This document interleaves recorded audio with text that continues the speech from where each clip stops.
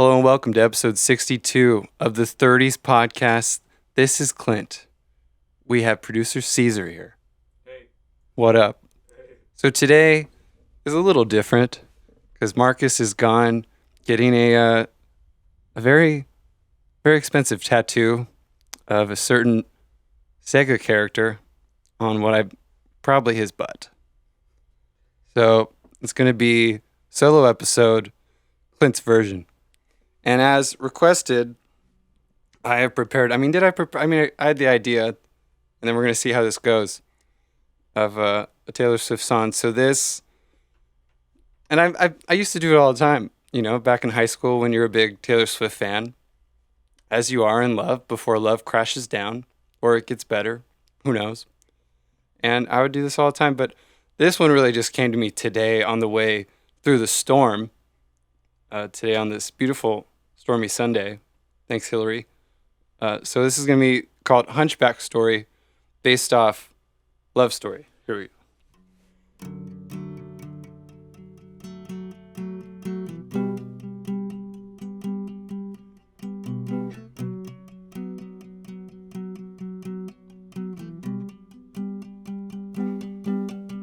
I was living in a church when I first saw you. You were dancing in a pretty red dress all around on the Parisian courtyard. I was talking to my stone gargoyles. They said, Quasi, you shouldn't go, but I said no. Gotta do this for myself now. 'Cause you were Esmeralda, you were out there dancing, and my dad Frollo said, stay away from the gypsies. I had to go out anyways to get some air. Then I said, Esmeralda, come with me somewhere out of Paris. Just want to go and be a normal dude. Maybe we could go and join the circus. It's a hunchback story. Just say anything.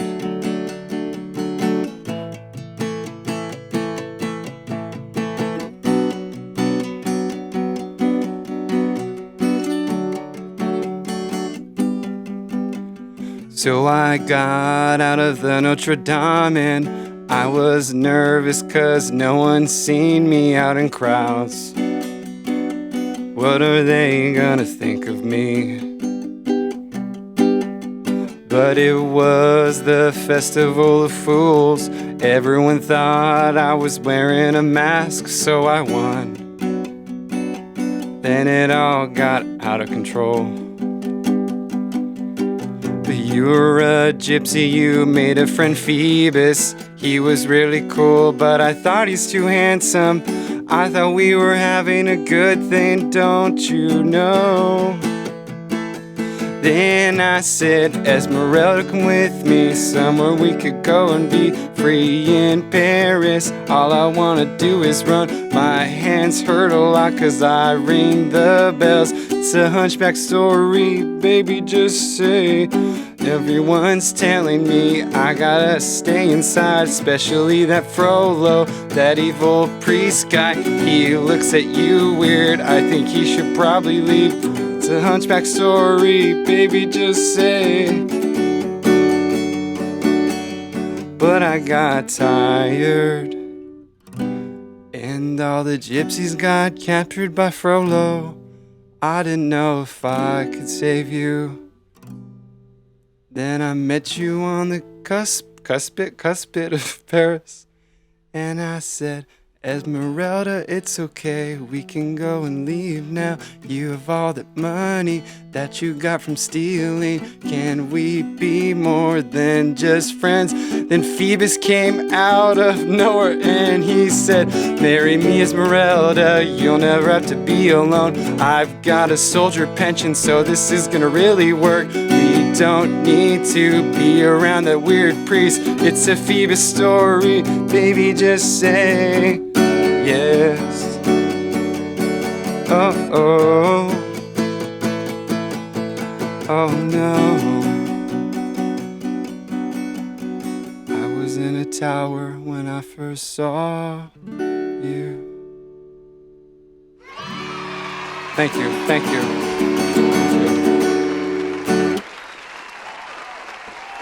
It really just takes a turn for him right there at the very end. Oh, that's love. That's love. It's also because I've been reading the actual, like, the original book.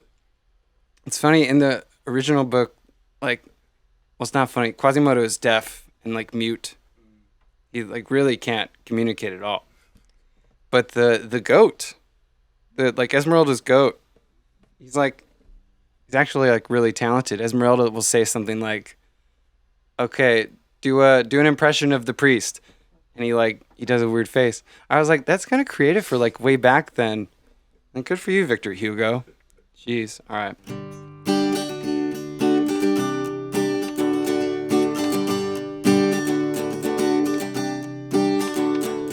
Now this one is a parody of 22 called 31. It feels like the perfect day to stay inside all night, to just watch movies. It feels like the perfect night to not make any new friends, to not even go on my phone. Yeah, we're 31 and everything kinda hurts now. It's miserable and miserable, oh yeah. Now we really don't like those 22-year-olds. It's okay. I don't know about you, but I'm feeling 31. Everything hurts a lot right now, even when I'm with my friends. I thought it would feel better going out past 2, but it really doesn't makes me miss when I was 22. That whole the oohs are just crying now. It feels like the perfect day to just go to some skate park and just sit there smoking doobies. It feels like the perfect time to change up careers, 'cause everything I was taught before is just a big old fat lie. Oh yeah, we could go and be famous if we wanted to, but we don't know how to use TikTok. Oh yeah, I wish it was as easy as the 2000s to meet girls. Oh, I don't know about you, I'm feeling 31. Everything hurts a lot right now. I guess I gotta change my diet. I don't know about you, but I think we should go to bed early and then maybe take a melatonin. Don't drink alcohol after 80, 'cause we're 31. 31. Ow. I don't know about you, but I wish I could just know everything that I know now and go back like 10 years ago and be able to do it all over again. Like, I wouldn't even want to, like, go back in time to high school, because that'd be whatever. It would be about the knowledge I have now. Going back then, I'd really do some damage.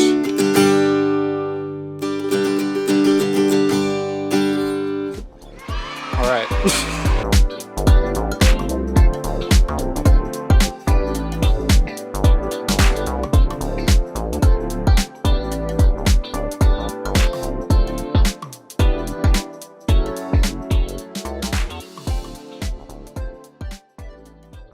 Hello, welcome back. So as we were transitioning, we were discovering that there was an earthquake. 5.0 in Ojai. Oh, hi, man. And then, because I was worried, because you said Fontana first. Yeah. And that's way closer to me than Ojai. Ojai is where all the rich, successful people move to. Oh, okay. So they'll be all right. Yeah. So it's just going to be another like Ellen's house burning up story. Or like we don't really care, but like we care. But we're like, yeah, it's Ellen's like fourth house. Yeah. She's gonna be okay. Kevin Costner, remember when that was? Oh yeah, I think Kevin Costner like he can't afford to be divorced. Oh really? Is that a thing? I think he's just like so the divorce happened, and because he's not on Yellowstone anymore, he somehow can't afford it. What? So what happened to that Yellowstone money? I don't know. I think he just it seemed like he just didn't want to do it anymore. Oh, okay. Like, just suck it up, man. Yeah, you're in a popular show. Just suck it up. On. But then, how can you not make like the marriage work long enough to like, because you can't really separate your money. No. Because she's not an actress, at anything. I don't know. I don't know what she does. No. So she's one of those where like she marries Kevin Costner, stud, unless she married him before he was a stud at Cal State Fullerton. But I feel like he's always been a stud. Shout out Cal State Fullerton. But he's always been a stud. Yeah, like, I feel like he even in the movies, he was like, when he was young, he was like popular and good looking. So. Yeah. So either way, she's married him knowing he has money because he's never really like fallen down on luck or anything. No, I mean Kevin Costner. It's not like up until Yellowstone. It's not like he was in high demand before that. Yeah, he was like the Jonathan Kent on Man of Steel. There you go. Superman's Earth Dad. Not even. Oh yeah. So he was. He kept a high profile. A little bit, but he's the Earth Dad, like the Earth Dad who teaches him morals and values. Yeah, he's not Russell Crowe. Yeah, like Russell Crowe. That's like, that was like the Marlon Brando dad. Yeah. This is the Kryptonian dad. Yeah. He's not the dad that matters. Yeah, the one that's around stepdad. He got stepdad. Yeah. Stepdad. It's like if Peter Parker had like another uncle. Yeah, Uncle Lewis. I didn't really learn much from your dad, Uncle Lewis. That's pretty damn good. He teaches you like a lower valuable lesson in life. Like, yeah, hey, he's when you're in a car accident, don't admit fault. He's like, always hide the weed. Always hide it. Always carry on Listerine to cover your breath. Exactly. Yes. That's pretty good. Oh my Uncle God. Lewis. Uncle Lewis. I gotta remember that for the notes. That's funny. But yeah, so anyways, so the storm is happening right now. We're in the middle of it. We're in the middle of it. Hillary? Yeah, it's Hillary. Like, I can't hear it now. Yeah. We're in the safe studio. Yeah. Like, but it's just been such a weird buildup to this thing. Because the whole time I'm like, I don't buy it. I don't buy that this is going to be so bad. Same. That's what I thought too. I was like, it's not going to be that bad. And no even right now that we're doing it, it's just a lot of rain. Yeah, it was just rain. Well, we're located in Orange County in Southern California right now. So maybe it's hitting like closer to LA harder, which I have seen a lot of people that are closer to, like in the LA area, like there's a lot more wind. So that affects it. Oh yeah. Chill. And LA, it's just like this crackboard that's going to just like blow once like let alone if an elephant was like walking around a street, it would definitely like just the whole city would go down. It's like if there was a parade, if the circus was in town, it would go down. But it just takes like just a little bit of water. Because when I lived in North Hollywood, I was paying less for rent, but like I would have to like walk through just flooded areas, the whole area. Damn. Hopefully my car wasn't swept away. Yeah. That's scary. Yeah. I've never lived in an area where it was like high flooding. Really? I mean, yeah, because even all of Orange County, there's like some flooding, so your feet are going to get wet, but that's pretty much it. Yeah, they somehow found the way to architect everything to where it's going to work. It's going to be okay. But like the older areas, like in Hollywood and stuff, they didn't think about that. Yeah, no, they were just like, we literally need to get this circus up a hill. Like in the movie Babylon. Did you see Babylon? Yes. Shout out Margot Robbie. Elephants are like running away. Elephants running away and like going up a hill. I'm like, this is production. Yes. Like you didn't have to choose this hill. One time I was a PA on I think it was an Under Armour like female athlete shoot. Okay. And it was way out in the valley. So, because of course they're like, we can't have like buildings in the background. We need to see these women running in hills. Okay. But the only hills we could go to are like 2 hours away. Damn. So you drove out there? So you have to drive out there and then you're really just carrying everything through. And there's a point where you pass by different areas from other movies and stuff. You're like, oh, that's the tree from the first Transformers movie. What? Like you could just recognize that? Yeah. You're like, what? This is where Megan Fox bent over in front of the car. Oh my God. Shout out Megan Fox.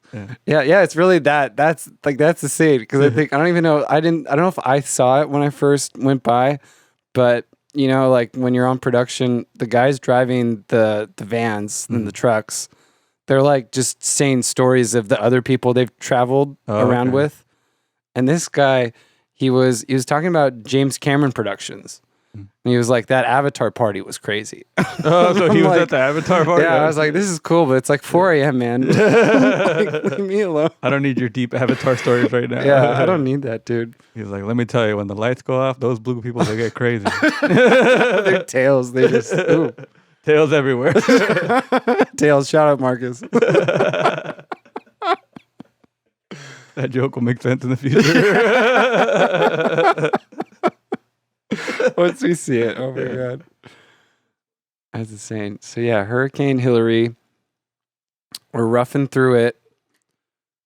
Because I knew either way my car is small. Yeah. Like it's even if there was no rain, wind, sleet, snow, they would feel the bumps. Oh, okay. So you're like driving like against the wind and shit? Yeah. You are? Well, it wasn't really that bad.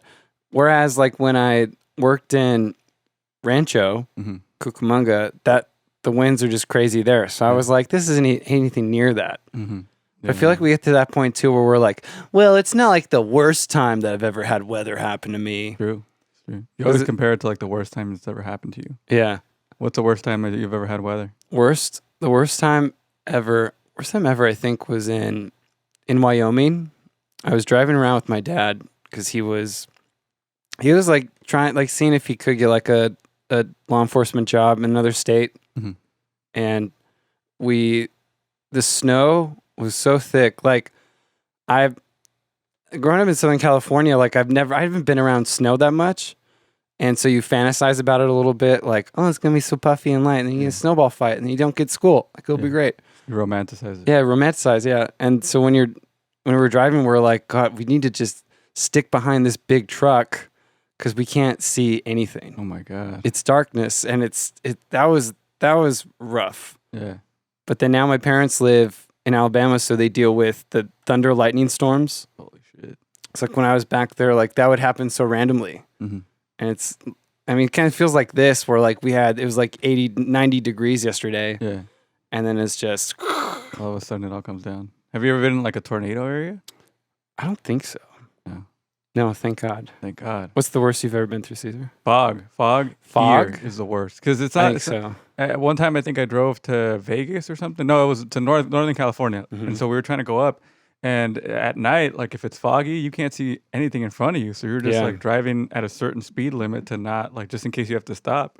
And so on the way back, it was like the fog started getting less and less, but it was still thick. And then all of a sudden, I go from like just a regular road to like a freeway, and then all the cars started zooming past me, and I was like, "Holy shit!" So I had to speed up, but I still couldn't see where I was going. And then eventually it cleared up. But I was like, "This is a scary situation I've ever been in." Because rain, it's like as long as you can still see, it's good. But if it's foggy and rainy and windy, that's when you're screwed. Yeah. No, oh my God, I would hate that. I would totally hate it. And then you see the cars going by you, and you're like, what do you know that I don't know? How do you feel so safe right now? Yeah, how are you doing this? You're crazy. And you're like, you almost go, I hope you get hit. But then you don't want them to, because then the karma comes back to you. And it's like, ugh, I don't want to deal with that. Yeah, but we're out here. We still did it. Yeah, we're surviving. All right, so what do we got? So, okay. So planning for this episode, I was like, okay, I'm gonna do some kind of Taylor Swift parody thing, and I'm like, oh, my guitar strings are really old. Like they're the old where like they smell like brass. Damn, it's for old. like old pennies. And you're like, okay, I don't want my hands to smell like old pennies. No. So I went to a music store in Chino Hills called KYR Music. KYR. Okay. I go in there, and there's an older man sitting there, and he says, oh, can you give me a minute? And I'm like, I just wanted to just get guitar strings. Like, I thought this would be fast. Yeah. And so I'm like, oh, okay. And I'm looking around at the other guitars. I'm like, oh, this blue one looks really cool. Probably can't buy it. And he receives a phone call. Oh, shit. And the whole time, it's like the news of the phone call gets worse and worse. And you're just hearing the one end of it, right? Yeah, and I'm just hearing what he's saying, and so he's like, "How many other MRIs am I gonna have to get?" Oh shit. I thought I got them all in 2022, and I'm like, Uh-oh. MRIs. So I'm looking around, going, "Oh, ukulele's over here," and he's like, "Well, I'm not gonna use the sleep apnea machine anymore. I'm just gonna take my chances." Yeah. And when you hear someone say, "I'm gonna take my chances," it's like, what's he dying from? With his own life. What is this? He's gonna just let himself go? And then he's like, what about my liver? Like, then he's talking about like his pancreas. Oh no. And his gallbladder and his liver, and he's like, how much is that? Oh God. Asking about it, like, oh, how long does that surgery take? Yeah. Jeez. This guy. And it ends with him. And I'm still just like looking around going, how am I gonna, like, I can't just buy guitar strings. Also, the guitar strings are behind him. So he has them like protected by himself. So either way, I can't just like grab it and like give money and then walk away. Yeah, you have to wait for him to go through. He's like, "Now you got to amputate both my legs." Yeah, I know. He's like, "So can you just take the heart out? Can you give me a cow one? I don't need a cow. I could use a cow one." And I'm like, "Oh, this poor guy's dying. He's dying." But it's so funny. Like even then, I was like, "This is so funny." Yeah. It's so bad how funny it was. Oh my God. So then I'm like, I guess I have to buy something else here too. Yeah. So I grab a Taylor Swift songbook from the album Red. Yeah. Wait, but why did you think you were like, oh, if I buy one more thing, it's going to help him with his surgeries? I just thought, he might need the help. Here's another $5. And then you give him a 20. You're like, you know what? Keep the change. So then the phone call ends, and I've got the Taylor Swift songbook. Yeah. And he flips. He's like, "All right, so how can I help you?" And I'm like, "I'll get this, and could I also get guitar strings?" Yeah. But then we actually got into a really cool conversation about music. Oh, wow. Because I said, "Oh yeah, my friends want me to make a Taylor Swift song," so I thought, "Oh well, I mean this," and I made it sound like I came for this book. Like I did not. Yeah. So they just happen to have the book. Yeah, but then he started getting into a conversation about Taylor Swift. Basically, had like a 5-minute convo similar to the pod episode about Taylor, and we're like I ended up defending her. Like I haven't listened to her since high school, and he was like talking shit. He was thinking the same stuff as me. He's like, "Oh, she's like Bruce Springsteen," and I'm like, "Yes." How did she do that many songs? She's like 3.5 hours. Yeah. Like Bruce Springsteen was the first one to like do long concerts to do that. Like he was, and so now I'm like, I'm forgetting I'm in a music store. So of course it's gonna be a guy who knows music. Yeah, and like I can't, because I don't talk to like musicians all the time, like rappers like you. Yeah. So like I'm just like, oh, like this is that old life I used to have. But yeah, so we're getting into this like deep conversation, and I'm like, wow, this is really cool. Because then he went to a Van Morrison concert. Oh, wow, that's cool. And Van Morrison's still alive? I guess. Yeah, Brown Eyed Girl. Like, yeah. So Brown Eyed Girl, because he's going into it. So again, this guy's old. He's in like his late 60s. He's probably dying soon. Like, I mean, based on the conversation. Based on that, yeah. Like, I can't be the last liver. person to talk to. You don't want my liver. It's no good. I'm friends with Marcus. We do too much. And so he was saying how he went to. He saw him at a casino show, and he never played Brown Eyed Girl. What? All he did was play his like new jazz album. What? That he had. And I was like, that's exactly why the Taylor Swift concert's so cool. Because she will play Brown Eyed Girl, she'll play Blue Eyed Girl, she'll play like every variation. She'll be like, this is the one I made when I was 17. And this is me at 33. Here I am. There's artists like that where they're just like, fuck you, I'm play whatever I want. I know, and it's like, okay, I get it. But like do that like an open mic. Yeah. Don't do it at the casino. Don't do it where you're trying to get the following. Like you're playing to your fans. But yeah.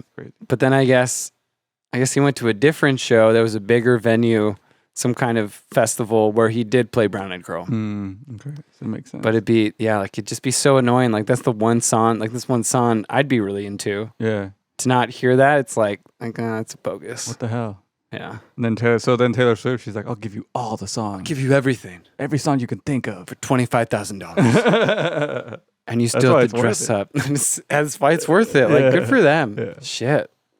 That's all right with me. Do you know comedian Nikki Glaser? Yeah.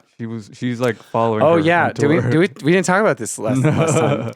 She like could have, I think she said she was going to freeze her eggs. Mm-hmm.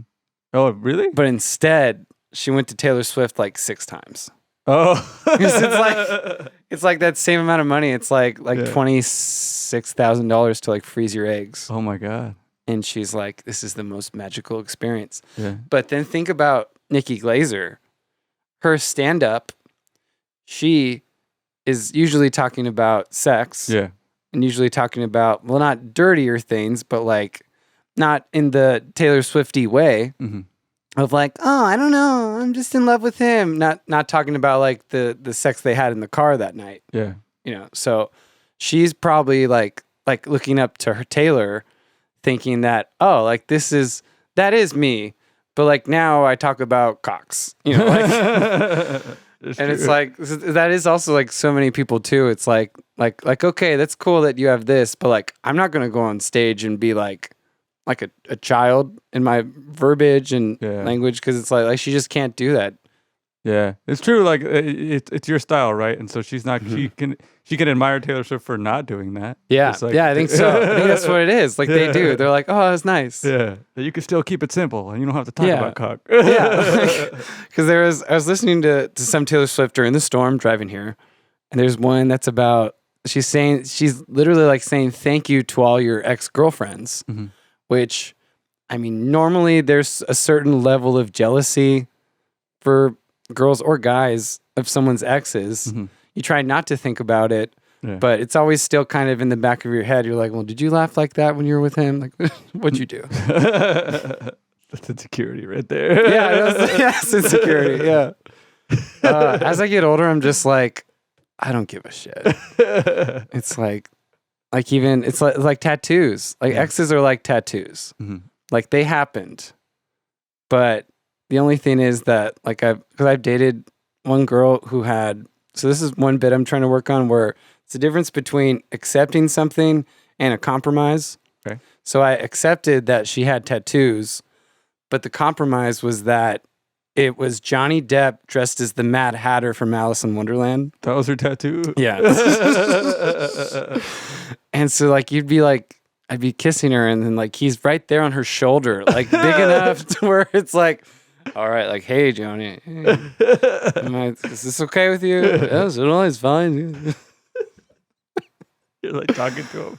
Yeah, you're like having a conversation and then she's like, come up here. And I'm like, why? Why do you have this?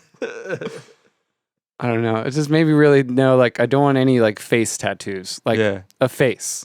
And then also not on my face. Yeah. Yeah, I mean, because then you'd be in a situation where you'd have a face on you. Mm-hmm. Like, imagine you had a face on your chest. Ooh. And then you were, like, in the missionary position and she'd be looking up at the face. She's just like, all right. Okay. Why does he have a Steve-O tattoo? Why do you have Steve-O right there? That Steve-O would be the one. She's like, Ashton Kutcher's there. What is that? Oh, hey, guys. Yeah, Mount Rushmore of like early 2000s MTV icons. Steve-O. That should be our merch. That's our merch. It's MTV Mount Rushmore. It's Steve-O, Ashton Kutcher, Johnny Knoxville. Yeah, Johnny Knoxville. Andy Milonakis. Try to go deep. Oh, my God. Exhibit. That'd be so good. Johnny Knoxville. I like that. Hilarious. All right, let's see. Now, I follow Arnold Schwarzenegger's email. Mm-hmm.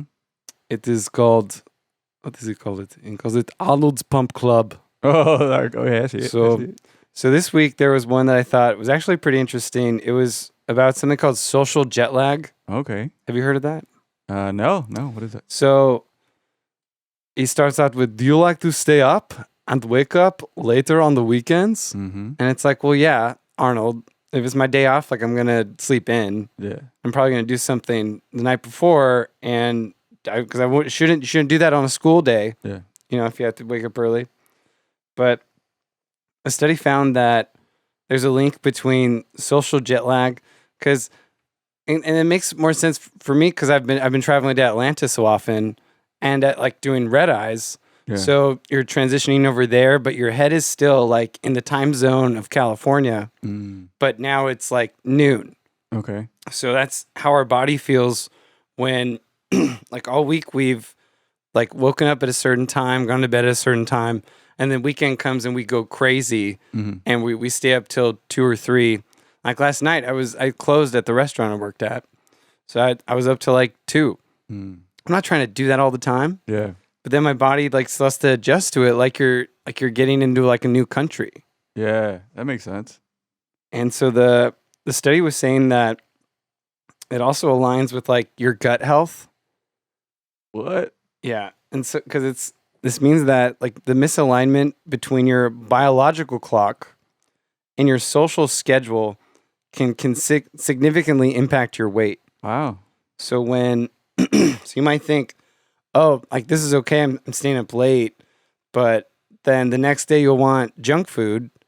You're going to want to carve on the diet, cave on it, and wondering why. And it's because like, well, you stayed up too late. Yeah. It all just went out of whack. It all connects. Yeah, because I feel like I'm really good at being on schedule. Well, especially like this week I started subbing again, and those schools start early. So I really felt it on like Monday when I had to be at a school from like 7 to 2. Jeez. Yeah, I don't even know how I could do that. Like, remember we used to go to school like in the morning. Can't do that anymore. I know. And then back then because we wouldn't even have coffee back then. Like as a kid, you're growing up. Be raw dog in life. And raw dog. Raw dog in life. God. But yeah, I mean, even now, I like the earliest I wake up is like 8 in the morning. I'm not going to wake up. That's when, like, that's the earliest. Because I can't.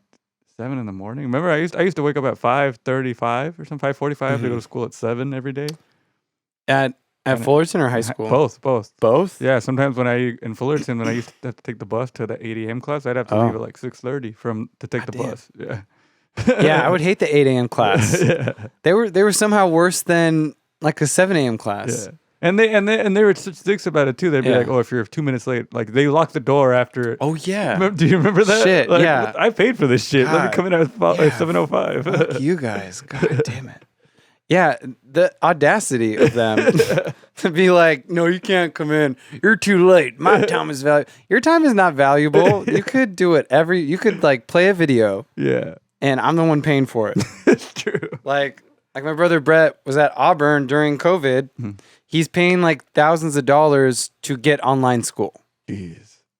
That's not the same. That's not the same. Not at all. God. Freaking crazy. But okay, so to put the research into action, consider adding a glass of beetroot juice. Oh, now he's talking about beetroot. And that's supposed to help your gut, and then that's supposed to help all your the gut stuff. Schedule. Yeah, I just keep because I get nostalgic about my 6-pack. That I had, because in high school, of course, it was really good. Recently, I saw that the P90X guy. Do you remember P90X? Yeah, the workout. Tony Horton. Yeah, he kind of changed my life because I was introduced to the Ab Ripper X video during wrestling in high school. Yeah, and then he was on a podcast this week with Joey Lawrence and the Brotherly Love podcast. Shout out Brotherly Love podcast. Those guys are pretty cool. And I always kind of related to them too, because they're like 3 brothers and I have like 3 brothers. Oh, okay. So I was always like, oh, like they're kind of like me, like just brothers doing stuff. Yeah. And it made me just like nostalgic for like, not like my whole body back then, but just like a gut that's not like trying to just blow up every day. You're trying to survive. Yeah. And it's like, God, I'll try anything. I'm trying chlorophyll. Does that help? And I don't know. It's really all it's doing is making just my poop green. I'm not loving it. Yeah.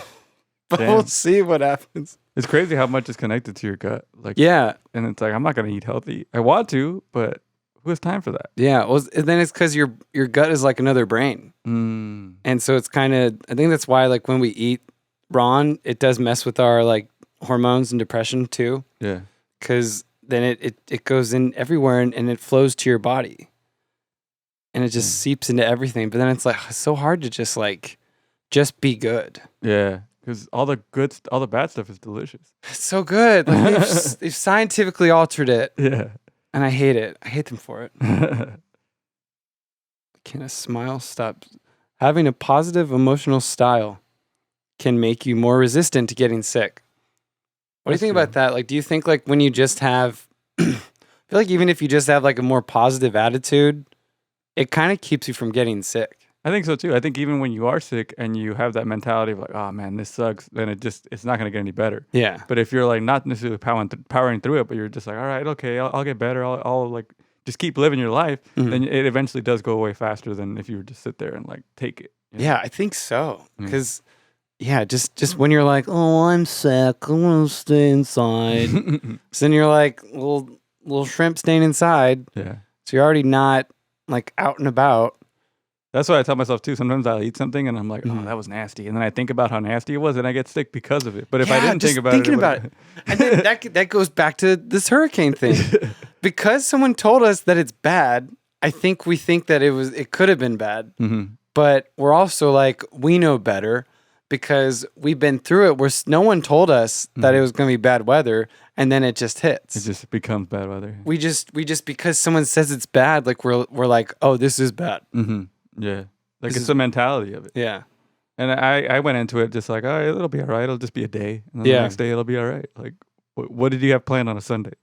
Yeah, what else is there? It's not like it happened in the middle of the week where you're like, how am I going to get to work? Yeah, what am I going to do? Like, that's what I'm worried about tomorrow. Exactly. But then maybe I'll be okay. Maybe it'll end by the time like I'm driving. Who knows? We'll see when we go out there. Yeah. But yeah, so Arnold, he's got some pretty good stuff. How often is it? Every day? Yeah, I think he does one every day. His podcast is Bump Club. I think they only do it on Mondays. Nice. So some other stuff he does, outsmart, sleep deprivation, to fast or not fast. Because I always think about fasting more. Do you fast often? No, I don't do it at all. Yeah. Well, I mean, I'll fast like in the middle of a day just because I feel like sometimes food will slow you down. Do you ever feel like that? Yes. Yes. Like even like thinking of like a Sunday day. So like if I was with my family, we would go to church and then we'd get In-N-Out or some kind of food and then there'd be nap time. And it's like if we just kind of skipped it or like just didn't eat that much, we wouldn't have to nap. Yeah. Like I tend to do like lighter food. So then that way I'm like, all right, I eat this and I'm going to keep doing what I was doing. Yeah. You know? Yeah. Yeah. Like on productions, they'd bring like fatty carbs. No. And just slow people down. Like they bring pasta, and it's like, well, pasta's gonna make me fall asleep. Yeah. How would you do anything physical after eating pasta? No. How could you just sit there? You're just like, I'm the garden this was made in now. I'm so down. I would like to, because the fasting thing that Carla did, but it's just too much. 3 days for no food. Yeah, that sounds brutal. So she did that. She did that in 3 days. 3 days, no food. And I've heard like how like towards the last day, like you start burning out all the old fat in your body, and you feel amazing. And I was like, that's cool because that's like cleaning out your recycle bin. I know. That's what I'm trying to do. This chlorophyll stuff. Chlorophyll, not chloroform. No, not chloroform. Not that. You're not. No, it's just green. You can't see it, but it's really green. Does it make you hungrier? Of course, it makes you hungrier, Arnold. So then I also follow, like, I try not to follow like too many dating Instagrams. Today we're basically going to see like my algorithm minus the fitness models. So this guy, I guess his name, I even had to ask Skylar because his Instagram, he's a guy who, his girlfriend is this girl, Billy Ray Brandt, who is a pretty woman who, like she does, is it going to show up? Let's see. Yeah, so she caught my algorithm because she talks about dating for men and like the struggles that men go through. And usually, like with society, they try to say like, "Oh, men, you are pigs and evil, and you're trying to rape everybody." Like, Which is mostly true. I'm just kidding. Oh my god! No. Ding ding ding. So like hearing someone say like, oh, I can see why it's hard for you. Yeah. Is kind of nice and refreshing. And he had, let's see, am I able to play this video? Yeah, you can. Yeah. So he was talking about men versus women competition. Let's see if I'm able to hear. Oh, come on. Let's see. Compete each other for a woman. Women will try to monopolize themselves as the only option for a man. Yes. I'll even use an example and do it side by side. If I'm out at a bar with my friends and me and my friend both see a girl and we think to ourselves, oh, she's like really hot. If we both know we're kind of going after her, we'll look at each other and be like, all right, like may the best man win. If a girl sees a guy and knows that there's another girl interested, she will find some weird little way to kind of talk to him in passing and almost want her to talk to him first so that she can then drop some weird little thing about that girl to make her seem like a whore, like a slut. Women will try to make sure that every other girl is worse than them. Men will try to better themselves than other men. So I think that, let's see. So I think that's kind of interesting because men, like there is usually like there is some form of like competition kind of thing to it where it's like, well, if she likes me, she likes me. But if she likes you, like, we can't do anything about it. That's like on her. Like she's choosing. It's like The Bachelor, I guess, for dudes. Dudes would view it as more like that. Whereas like women might like they'll find a way to make sure that like they carry all of the cards. Mm-hmm.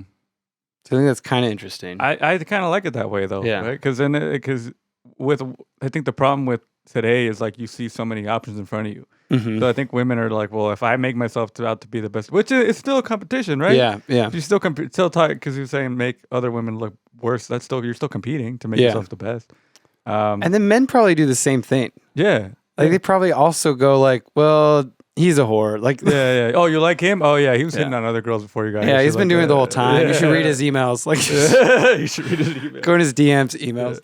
You got to do everything you can if you want to make it happen for yourself. Mm-hmm. I mean, I haven't dated in a while, but I know that's true. You got to put yourself out there a certain way. Yeah. How do you do that now? How do you do that in a public place? Well, he has a 5-step method. Okay. So I want to see 5-step method. See how good his method is because I think it's all right. All right. So the first one is get attention from women, which I think you're already up against a lot. Mm-hmm. Because once you got a phone, it's like you're up against every single person on the planet. Yeah. So you have to find some way to get the attention from them. Yeah. So whether it's in person or on an app, if you can't get a woman's attention, you will never have an opportunity to date her. Yeah. I think that's true. I think that's just with everybody. Like if you can't physically like be like, hey, I am right here. Yeah. I am taking up your attention right now. You're listening to this podcast. Like this is how this is going to happen. Yeah. Yeah, or even in person, you see them and they like you smile at them, they smile back at you. That's a good start right there. Yeah, that's like a big thing. Because I know women, if they look at you and they don't want your attention, they will not smile back. They won't do it. Yeah. They'll be like, nope, sorry, and I get it. It's fine. Yeah. All right, get attention from women. Get attention. Get phone numbers from women. Okay. Even if you have a woman's attention, without a means of further communication, you will never get a date. Yeah. And that's also true because I think I've fallen for the trap of thinking, oh, well, like I'll just talk to them on Instagram. Because, I mean, I've had times where like I'm just not on Instagram, like if I'm busy or something. But if I have a text, the text is probably going to pop up and it's going to be glooming at me like the whole time. It's a bigger priority than Instagram. Yeah, because Instagram you could just ignore. You could ignore it. It's so easy. Yeah. But then even on the phone, it's like, well, so you blocked me then? All right, so the next one, get a woman to go out with you. Like, that's what I'm trying to do. Okay, that's the biggest. This is probably like the hardest one. Yeah, that's the objective, right? This is the ultimate. This is end game nowadays is to just go out with somebody. Like, holy shit. Because even if you get a number, a woman will not go out with you if you can't effectively communicate with her. Mm-hmm. Communication is the big thing. So what does that have? How does that work for you? Like you get a number, now you're texting, you get to know each other through text. How much you get to know each other through text? Like, is it like, I don't know, like, how because many people in your family? I don't know. I like to think that I'm a good texter. Yeah. I feel like we were part of the generation of texters. Yeah.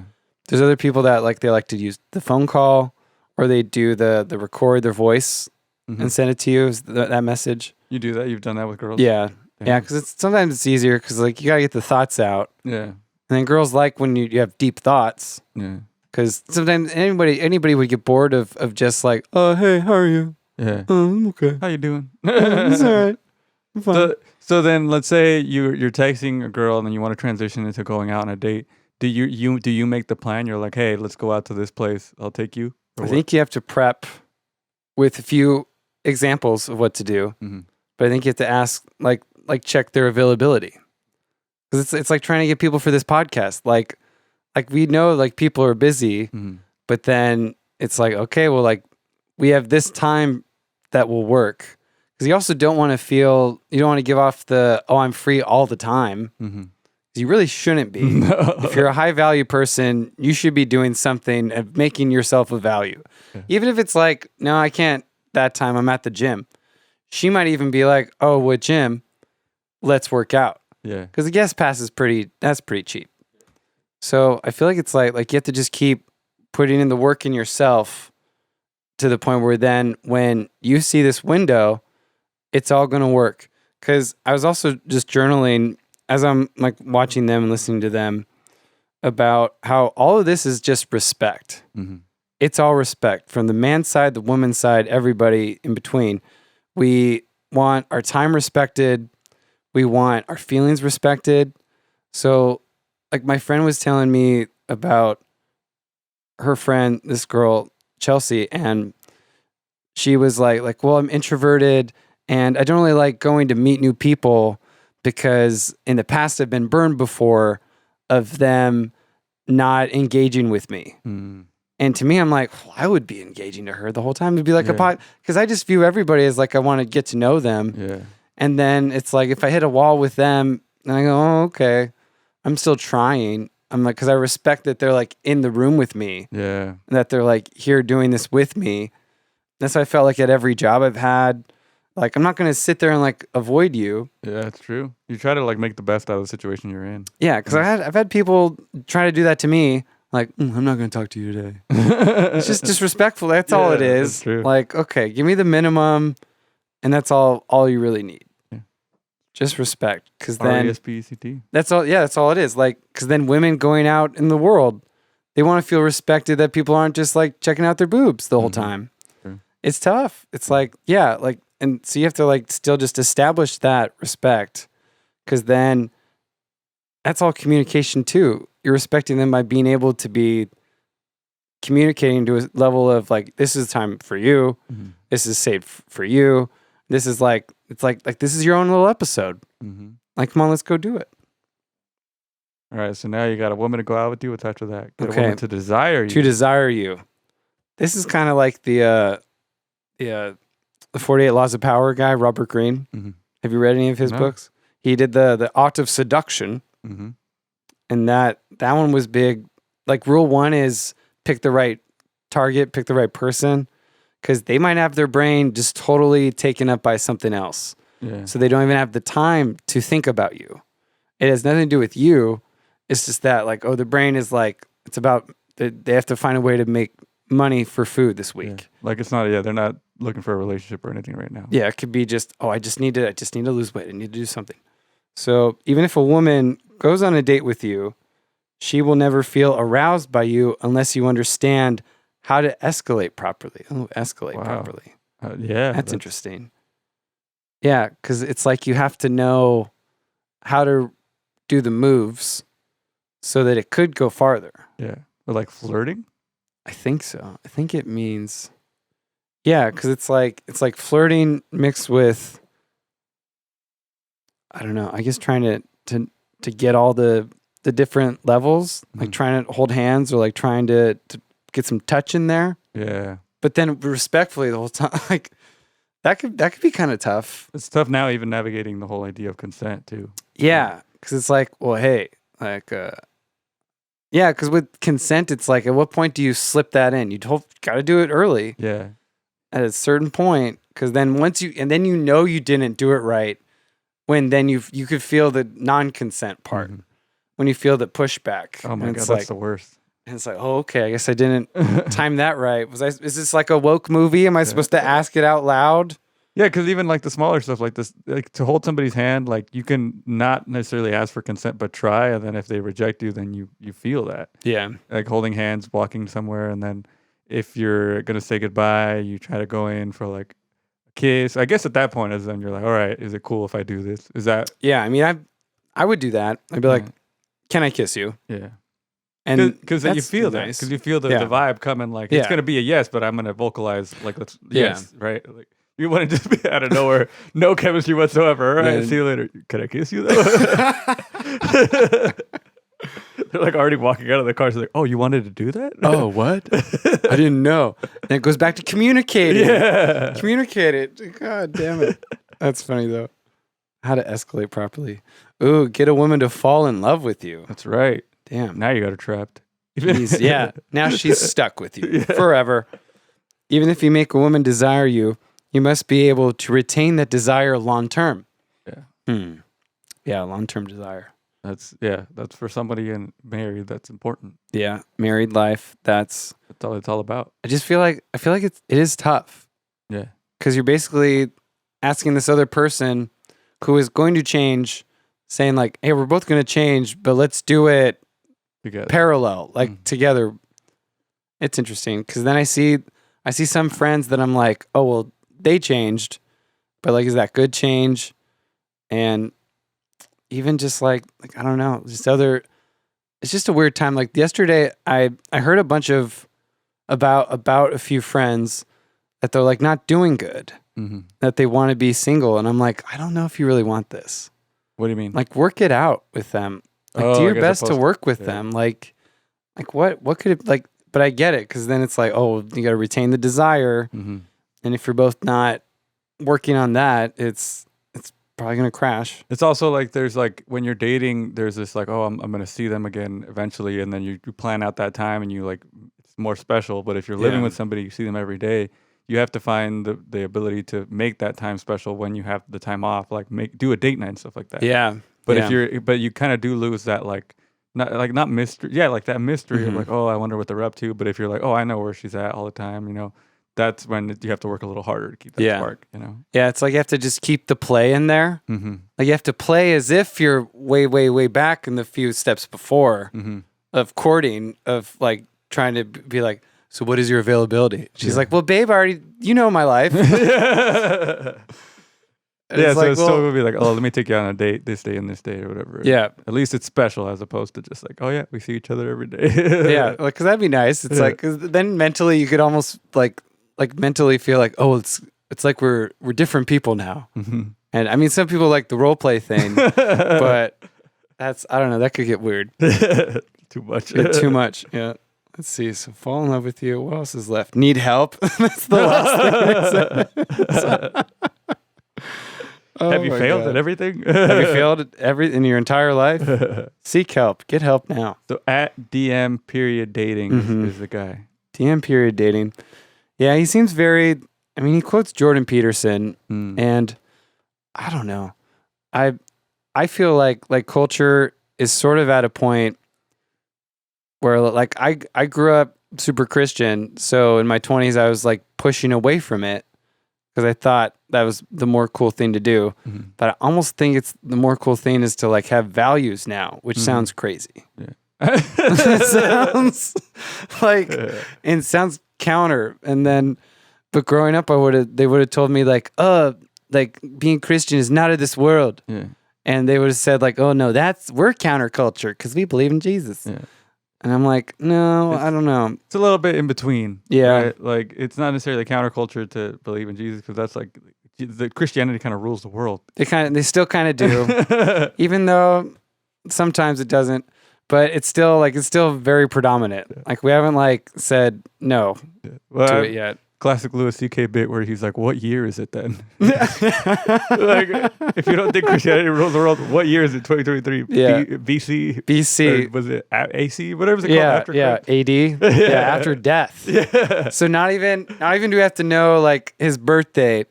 We have to know when he died. Yeah, and we're counting back from that. Which is crazy. Last night I was, because I love doing Jesus jokes. I was talking about, just heaven and how like they keep saying like, oh, we get new bodies. And it's like, well, do I get to choose?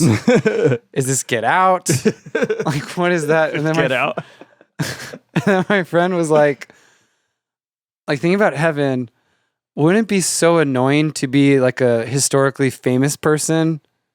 Like Einstein or Oppenheimer, because he just saw Oppenheimer. Mm-hmm. Like, what if you're Oppenheimer in heaven and everybody wants to talk to you? Oh my God. Because that's the thing, like my mom would geek out. She geeks out about stuff like that. Like, oh, well, I'll get to meet like Lincoln or I'll get to meet Queen Victoria. And it's like, would they want to talk to us? Is heaven like a same place where it's like, well, they live over there. You're not going to be able to get into their house without security. They're like the better group in heaven. Oh my God. You think people are just walking around on top of clouds here? No, there's this organization. Yeah, they're elite. Yeah. We were the alphas. Do you think we just made up Alpha and Omega? No. Alpha, yes. Alpha Einstein, Whoopi Goldberg. I don't know. Because how does that track? How does heaven, like, I believe, I mean, I'm not a hater of heaven. I would like to believe there's heaven. Yeah. But it's like, it's just like a big empty field and we're all just like, oh, we don't need to eat to survive. We're just all hanging out here forever. It seems like the pitch I would get is that you're there to worship God. And so then you don't worry about it. You don't worry about like your body. Mm. So like, because there's supposedly no pain in heaven. There's no weakness, sickness. Everything's great. Mm-hmm. You're perfect. Yeah. You're just there to worship God. Okay. So you're basically like Star-Lord in Guardians 2, where you're plugged into the planet kind of thing. Okay. And then I think, I think I get bored of that. Yeah. There's no downtime. Like, come on, what else am I gonna 24/7. Like, is there food there? Like, is there pizza so hot God can't eat it? Like, can we press the limits of God too? Yeah. Like he's like lifting stuff to see how heavy he can lift something. Yeah, like how big is too big, God? What are your limits? He's like, I'm limitless. And I'm like, yeah, but why'd you give me some? Do you think God subscribes to the Pump Club newsletter? I think he does. God is on the Pump Club. We have him today. He's right here. Hello, God. Hello, Arnold. And he already sounds like Morgan Freeman. Hello. Here I am. It's like God at God.com. Like, subscribe to your Holy Father up here. That's so funny. I am the original influencer after all. I remember when the following was very low. And it took 200 years to up it. Yeah. 200 years. We used to have a number back then. It was just however many people followed you around. That was your influencer. And luckily people didn't know how to count yet, so made me feel pretty good. Oh, God. Shout out God real quick. Shout out God. Yeah. God, you're doing a great job. Mm-hmm. Just crushing it. I guess we'll do a few more stories. I guess. All right. So there's this one. So the Women's World Cup for soccer happened. Okay. And the only real thing that I noticed about is that the women in U.S. lost. They did? Yeah, Spain won. Wow. What the hell? Or did they win? I think they won. Yeah, winning games. Spain won. They won everything. And then I realized Spain has a queen. I'm first time I'm reading this now. So Queen Letizia of Spain dazzles at World Cup winning game as England's Prince William snubs match. Damn. So, legs, hello. Leggings. Prince William's already controversial absence from the World Cup. So Prince William didn't go. But Spain's Queen Letizia 50? showed up. Only 50? 50. Wow. This is a young. See, look at all these. Oh, Spain. Hello.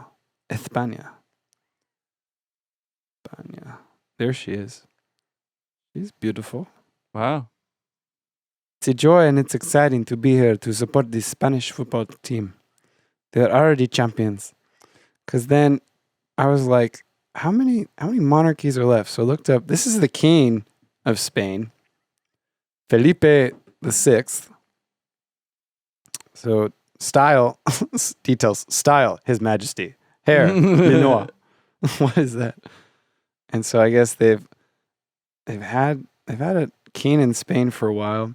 So then I looked up list of current monarchies. Mm-hmm. And it makes like the obsession of being a king or a queen and a princess, like the Disney shit, like it's still alive because there's 43 sovereign states. Wow.